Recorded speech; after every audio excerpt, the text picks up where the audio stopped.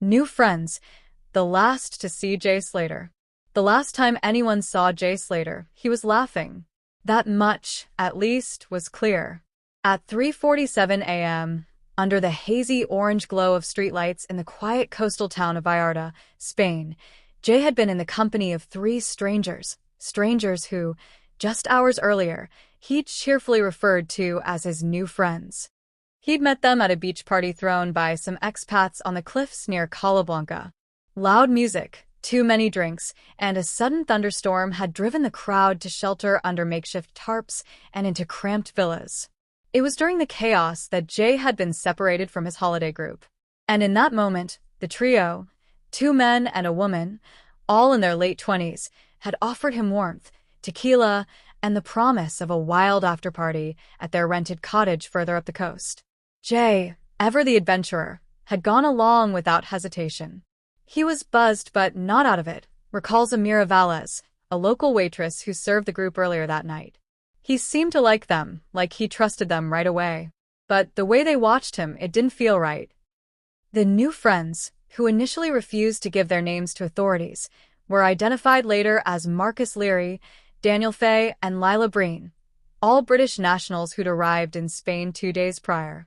They were staying in a secluded rental house nestled in the hills behind Vallarta, about a 40-minute walk from the beach.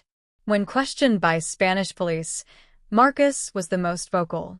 "Jay was with us until around 5 a.m., he said. "We talked, played music, just hung out. Then he said he needed to get back to his hotel.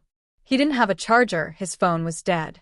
I offered to call a taxi, but he laughed it off, said he'd walk. We thought he was joking." That was the last they saw of him, allegedly. Jay never returned to his hotel. His phone last pinged a cell tower near the wooded trail leading away from the cottage around 5:12 a.m. Then nothing.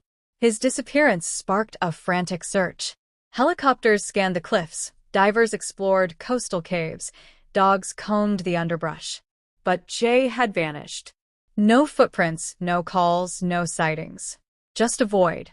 The new friends stayed in town for 2 days before leaving Spain, citing their cooperation with police and their desire to avoid media harassment. But they left behind questions. The mystery deepened when a voice message surfaced from Jay's friend, Zoe Lane, who had stayed behind at their hotel. At 4:56 a.m., she received a garbled voice note. "You're not going to believe where I am," Jay said, breathing hard. "It's pitch black, hills everywhere. No roads. They're weird, Zoe. The girl, Lila, she's different." Static cut off the rest. Lila Breen had refused all media interviews. A travel blogger with a growing online presence, her accounts went silent the day after Jay disappeared. A week later, someone noticed all her photos from the Spain trip had been deleted, except one.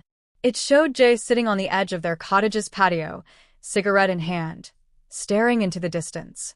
He didn't look drunk. He didn't look happy. In the background, a shape, some said it was a shadow, others swore it was a fourth person, could be seen reflected in the sliding glass door. Forensics couldn't confirm. The final conversation between Jay and the trio was recorded, inadvertently, by Marcus's phone. He had hit record earlier that night during a drunken attempt to capture a group karaoke session. The phone was left on the table, and the app kept running. Authorities recovered the file from Marcus's cloud account after obtaining a warrant. The final 2 minutes are chilling. Jay, nervous laughter. "You're joking, right? That's not funny."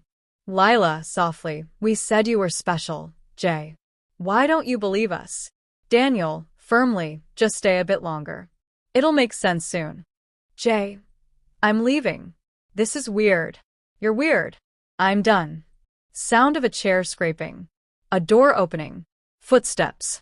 Marcus, quietly, "He's not going to make it far without light. Let him go."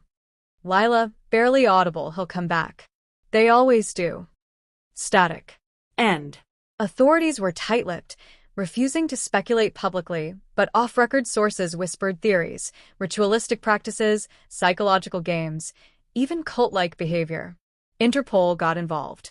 So did British detectives. But without a body, no charges could be pressed. Jay Slater became another name on the long list of missing travelers swallowed by the Mediterranean shadows. 6 months passed. Then, a message appeared on Jay's mother's phone. No number, just a note. He saw something he shouldn't have. It was never meant for him. I'm sorry.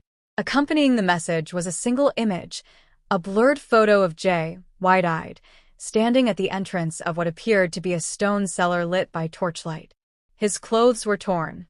Behind him, someone, could be seen reaching forward. The location couldn't be traced. Police investigated again. The trio denied sending it. They had alibis, lawyers, and clean records. The case remained cold. Today, people still post theories on forums. Jay was drugged and trafficked. Jay stumbled into a secretive cult ritual. Jay fled into the hills after a psychotic episode.